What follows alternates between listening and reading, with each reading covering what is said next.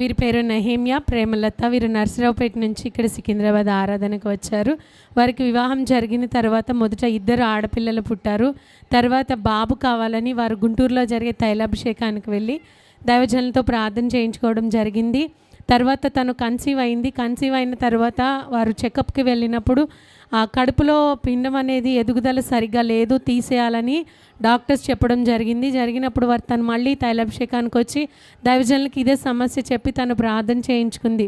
అప్పుడు దైవజనులు నూనె వేసి ఏమొద్దు, తీయించొద్దు, పుడతాడు, నీకు కొడుకు పుడతాడని దైవజనులు ప్రార్థన చేసి ఫలమిచ్చి పంపించారు.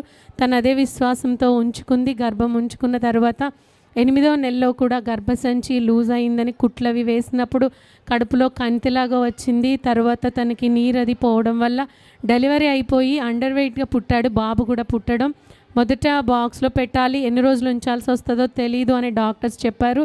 వారు ఆ బాక్స్లో ఉన్నప్పుడే ప్రార్థన నూనె తీసుకొని వెళ్ళి ఆ బాబుకి రాసి వారు ప్రార్థన చేసుకున్నప్పుడు దేవుడు అద్భుతమైన కార్యం చేశాడు.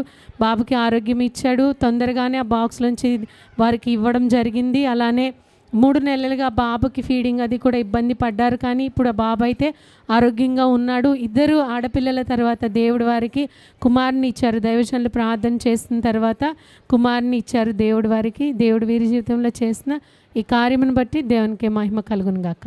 ఆమేన్.